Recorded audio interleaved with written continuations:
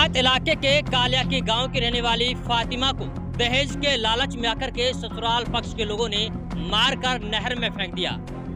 मार के डाली जिससे कि पानी में वो डूब जाए, ऊपर ना आए। ऊपर आएगी तो किसी को दिखेगी, इसलिए उसके पेट के कुछ भी भारी वजन बांध रखा था।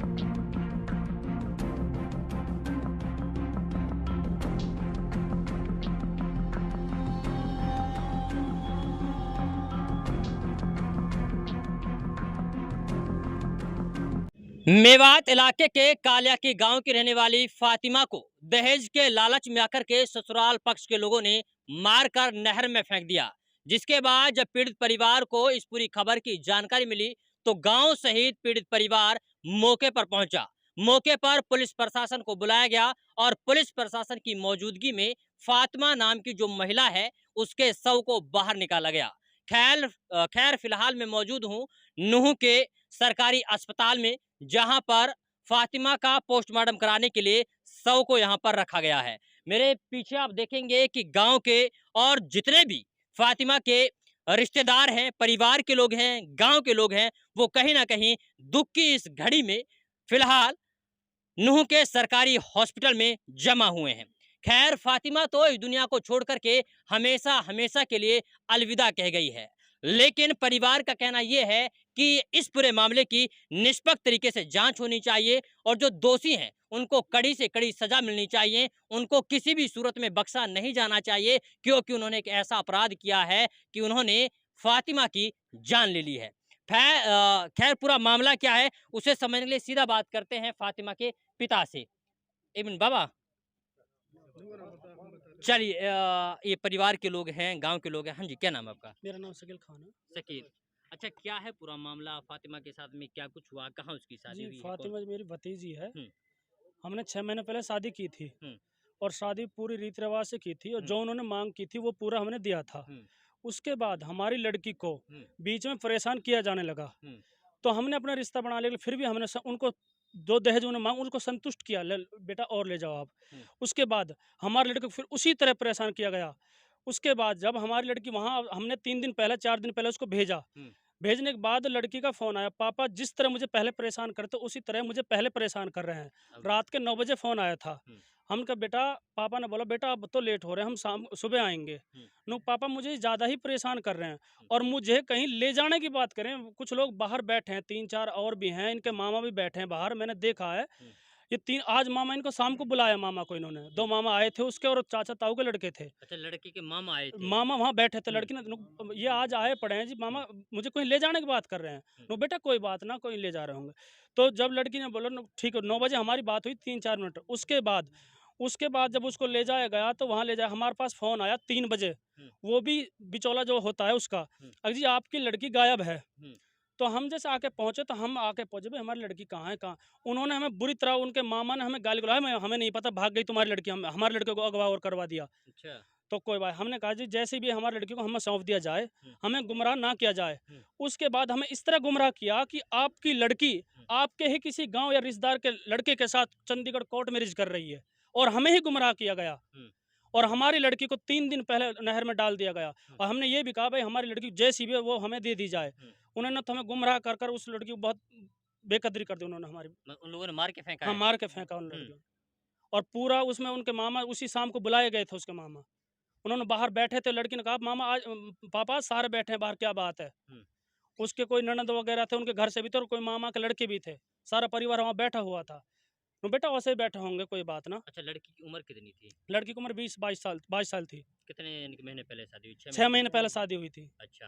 अब जब डेड बॉडी को बाहर निकाला गया, पुलिस ने अपनी निगरानी में डेड बॉडी को बाहर निकलवाया है? हाँ, पुलिस ने अपनी निगरानी में डेड बॉडी को निकलवाया था। हाँ। लेकिन अब आज पुलिस क्या कुछ कार्रवाई कर रही है? पुलिस अपनी कार्रवाई जो हम कर रहे हैं, एक को अरेस्ट भी कर लिया है। उससे पहले जो 4 अरेस्ट करे थे उनको छोड़ भी दिया था पुलिस ने। अच्छा। 4 जो अरेस्ट किए थे उस दिन, उनको चारों को छोड़ दिया। 2 मामा थे और उनकी माताजी थी और उनकी ननद थी लड़की की, वो उनको छोड़ दिया गया था। अच्छा, अभी किसको हिरासत में लिया है? अब उस लड़के को हिरासत में ले रखा है। अच्छा, जिसकी यानी कि बीवी थी जिनकी फातिमा? भी, हाँ जिनकी बीवी थी, हाँ उस लड़के को। चलिए, हाँ जी, क्या नाम है? मेरा नाम सर अख्तर नंबरदार है। हाँ जी, आप कौन से गांव से? कालिया की? कालिया गाँव का हूँ हाँ। सर। ये हमारे ये पोती लगती है हमारी। जी। और इसी के साथ जो ये लड़का बतला रहा है ये बिल्कुल ठीक बतला रहा है। दहेज का ही मसला था, दहेज की बात थी। अच्छा, दहेज के लालच में मारा हाँ, है। दहेज के लालच में मारा है। तो अब ये जैसे बताया इसने, पहले हमने उसको संतुष्ट किया, लेकिन उनकी संतुष्टि इस बात से नहीं हुई। उन्होंने फिर यही करा, इस लड़की को मार के डाला है। और एक आदमी का मर्डर नहीं है, वहाँ जब निकाली गई थी लाश, मैं वहाँ मौके पर मौजूद था। तो इस लड़के को कुछ बांधा भी हुआ था, वो जो कपड़े शरीर के साथ पत्थर ताकि ऊपर ना आए। तो ये 2 4 10 5 आदमियों को मिलकर बांधा, जैसा हमें सुनने में आई है। एक तो इस लड़की का मामा है, मामा का लड़का है, मम ससुर के लड़के हैं। एक इसका ननदोई है। अच्छा। हाँ, और इसकी माँ है, इसका बाप है, ये सारे परिवार हैं, ये रिश्तेदार हैं, इनकी पूरी साजिश है सर। और उसके तहत इसको मारा गया है। मतलब मिलजुल के मारा है, मतलब कई सारे लोगों ने। हाँ, कई सारे लोगों ने मिलजुल के मारा है। उस लड़की की आंख भी निकली पड़ी है सर, जीभ भी निकली पड़ी है, क्योंकि इन्होंने ये कुछ रख के यहाँ जब मारा है। अच्छा, कहीं कोई निशान भी है शरीर में चोट के? तो बॉडी गली हुई है तो उसमें निशान नजर नहीं आ रहा। हाँ। वो उसकी नाड़ में कुछ बंधा हुआ है। अच्छा। वो पट्टा बंधा हुआ है, वो फूलने के कारण वो मतलब वो खड़ी हुई है। वो उसका जब पता लगेगा सर, जब पोस्टमार्टम में आएगी, वो कोई रस्सी है या हंसली है, जो भी चीज़ है वो पोस्टमार्टम में पता लगेगा। और तो हमने मुख्य हमारी बात ये है, हम ये चाहते हैं, मेन बात ये है सर, ये इसकी कार्रवाई सीआई से हो। ये हमारी मुख्य मांग है प्रशासन से। अच्छा, पुलिस से मतलब पुलिस वालों से नहीं चाहते आप नहीं, मांगो? सीआई से चाहते हैं सर। सीआई से हाँ, जांच केस होनी हमारा आज ही ट्रांसफर हो जाना चाहिए और सीआई से हम कार्रवाई चाहते हैं। चाहिए। क्या? हमें जल्द ही इंसाफ मिलना चाहिए। हम जो मुजरिम है उनको तुरंत का अरेस्ट किया जाए। हाँ, तो पुलिस तो बोल रही है हम लोगों ने हिरासत में लिए 4 नहीं, लोगों को, हिरासत हमने तो- वो भी हिरासत में लिया। वो हिरासत में लिए तो छोड़ दिया, और एक को हिरासत में लिया। रात से पुलिस ने कोई कार्रवाई नहीं की हमारे साथ, क्योंकि हमें इतना संत, वो भी एक को हाजिर किया उन्होंने अभी। हाँ। पुलिस ने अभी अपनी कार्रवाई शुरू नहीं की है। रिमांड पे लिया जाए। पुलिस रिमांड पे लेने के बावजूद उनको पता है, उस लड़के को सारी वारदात का पता है, उसके साथ मारने वाला कौन था। पुलिस उसको रिमांड पे ले, कानून के तहत उसको पेश करे कोर्ट में, उसके बाद उसका 5 दिन का रिमांड ले और सीआई वालों को मुकदमा दे, सीआई वाले उसको रिमांड पे ले। सीआई की टीम ऐसी है सर मेवात की, जो इसको सच्चाई छांटेगी। हम सीआई से कार्रवाई चाहते हैं। आज ही हमारा केस सीआई को ट्रांसफर होना चाहता है। और रात हम जब जाम हमने लगाया था तो मौके पे डिप्टी साहब गए थे। तो डिप्टी साहब ने हमें सब जितने भी थे यार रिश्तेदार, वहाँ बहुत आदमी थे, 200-300। डिप्टी साहब ने आश्वासन दिया था, सीआई मेरे अंडर आती है, मैं एसपी साहब से आज ही लिख दूंगा, बोल दूंगा, आपकी सुबह फाइल सीआई को मैं ट्रांसफर कर दूंगा। हम जब आप लोगों ने जाम लगाया तब पहुंची वहाँ पे डिप्टी साहब? डिप्टी साहब वहाँ जब पहुंचे, जब जाम लगाया हमने, और सर उन्होंने कहा था, डिप्टी साहब ने हमें आश्वासन दिया था, हम सीआई से हमने कहा था हमारी मांग है, हमारे जो ये एफआईआर, ये एक तो ये दुरुस्त की जाए लड़की के बाप के बयान पे, और उसके बाद इसको सीआई को ट्रांसफर किया जाए।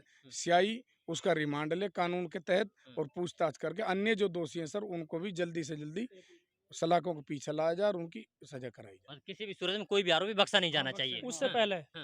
उससे पहले जिसको पास दिखाने लगा था मैडम, डॉक्टर के पास वो 11:30 बजे पहुंचे। तो डॉक्टर ने बोला कि आप इस टाइम क्यों आए हो, इतना दर्द भी नहीं है। तो जब लड़का लड़की को अंदर बिठाकर बाहर कंटिन्यू उसने 8 मिनट बातें की हैं, तो मैडम बोली मुझे पहले ही शक हो रहा है, ये लड़की को दिखाना है, बार बार 11:30 बजे किससे बात कर रहा है। इसका फोन जब उतरा था जब भी नहीं बंद हुआ, और मैं उस लड़की को देख रही हूँ और वो लड़का कंटिन्यू बातें कर रहा है। मैडम ने ये बोला मुझे पहले ही शक हो गया, तो आज ये अपनी मम्मी को भी नहीं लाया और कंटिन्यू लड़का बाहर जाके मुझसे दूर बातें कर रहा है, इसका फोन कान से नहीं हटाता। तो मुझे पहले ही साजिश लग रही थी, इन्होंने रास्ते में किसी को बिठा रखा है मारने के लिए। वो अन्य से बात कर रहा, 11:30 बजे का टाइम था।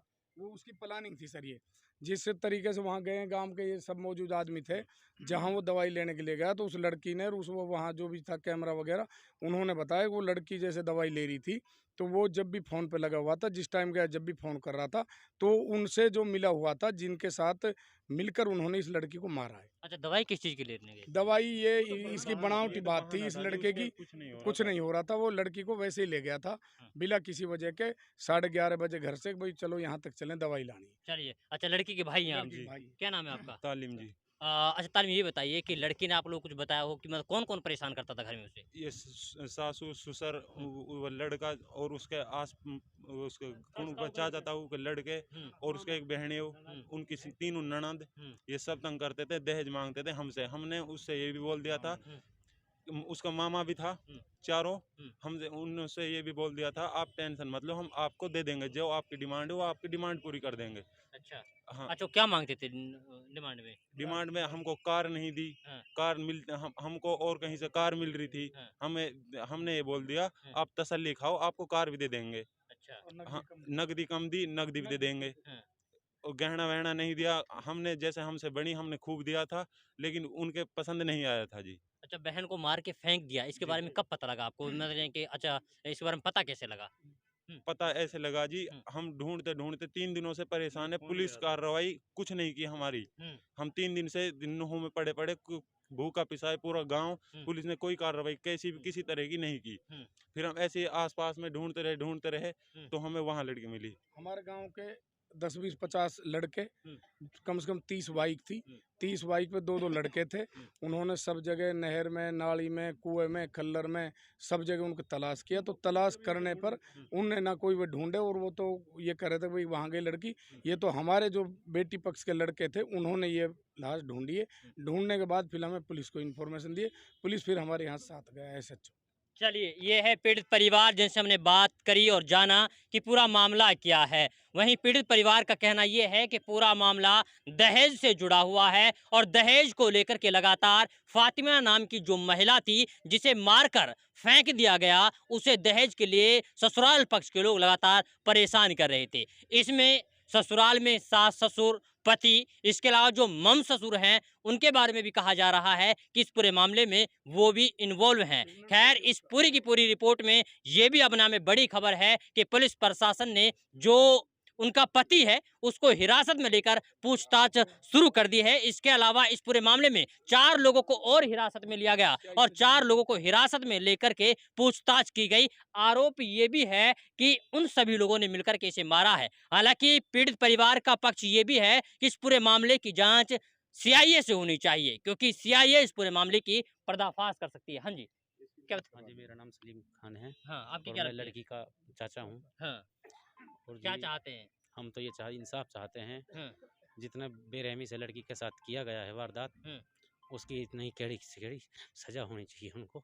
और हाँ, कोई भी दरिंदा बचना ना चाहिए। हाँ, उनके और भी रिश्तेदार हैं, जैसे बहनें हुए, हाँ, जैसे मम ससुरा हुए, हाँ, और की चाचे ताऊ के लड़के भी हैं। हाँ, जैसे भी कोई है, जो भी दरिंदे हैं, वो बचने नहीं चाहिए। केड़ी से केड़ी सजा मतलब मिलनी चाहिए उनको। मतलब बड़ी बेरहमी के साथ मारा बहुत है। बेरहमी के साथ मारा। हमने हुँ, देखा था, जैसे वहाँ से हुँ, गए थे, जहाँ से निकाली थी वहाँ से, हुँ, तो वहाँ ये समझ लो कि बस हाथ लगाने को मन ना कर रहा था। हुँ, और हमें तो 3 दिन बाद पता चला है कि ये हुई पड़ी थी, लाश भी इतनी फूली हुई थी हुँ। कि उसका तो पोस्टमार्टम भी होना बहुत मुश्किल काम है। अच्छा, हाँ जी, फूली हुई थी। फूली हुई थी, बहुत बुरा हाल हुआ था। ये पहचान में नहीं आ पा रही थी पहले तो। हाँ, बदबू आ रही थी, वहाँ पे लोग डट ना पा रहे थे कैसी किसी भी हिसाब से। अच्छा। हाँ अच्छा, जी, क्या तो लग रहा है कि मार के वो वहीं फेंका गया मार है के या फिर गिरा इनकी है। बाहर से आई है बह कर के लाश? नहीं, मार के वहीं फेंका है। और उसके पेट के भी कोई पत्थर-वत्थर, जो उसका दुपट्टा था, हुँ, उसी से हुँ, उसको पेट के बंधा हुआ मिला। या हुँ, पत्थर बाँध रखा था या क्या बाँध रखा था, इसका कुछ पता ना चला। हुँ, पर दुपट्टे से बाँधा हुआ था पेट के वो। तो कुछ मार के डाली है। मार के डालिए, जिससे कि पानी में वो डूब जाए, ऊपर ना आए। हुँ, ऊपर आएगी तो किसी को दिखेगी। हुँ। इसलिए उसके पेट के कुछ भी भारी वज़न बाँध रखा था। अच्छा। हाँ जी, और उसके गले में हुँ। फंदा भी देखने को मिला। हाँ जी, अभी भी शायद होगा, जब पोस्टमार्टम रिपोर्ट आएगी वो तब पता चलेगा। देखिए, ये लड़की के चाचा हैं जो कि अपना नाम सलीम बता रहे हैं और इनकी आंखों से आंसू लगातार बह रहे हैं, क्योंकि अगर किसी की बेटी, किसी की भतीजी इस तरीके से बेरहमी के साथ अगर किसी को मारा जाए या फिर उसे मार करके कहीं फेंक दिया जाए, तो आप अंदाज़ा लगाइए कि उस पीड़ित परिवार के दिल पर क्या कुछ गुजर रही होगी। लेकिन सवाल ये है कि क्या इस पूरे मामले की निष्पक्ष तरीके से जाँच हो पाएगी? क्या वास्तव में फ़ातिमा को सही तरीके से इंसाफ़ मिल पाएगा? क्या फ़ातिमा के जो हत्यारे हैं, उनको पुलिस प्रशासन पकड़ने में कामयाब हो पाती है या नहीं, ये वक्त बताएगा और वक्त के लिए आपको थोड़ा इंतज़ार करना पड़ेगा। तब तक के लिए आप बने रहिए सिर्फ़ और सिर्फ़ भारत टीवी के साथ। और हाँ, अभी तो हॉस्पिटल की ये तस्वीर हम आपको दिखा रहे हैं। कोशिश करेंगे कि घर तक पहुँचा जाए और घर का क्या कुछ माहौल है, वो भी हम आपको दिखाने की कोशिश करेंगे।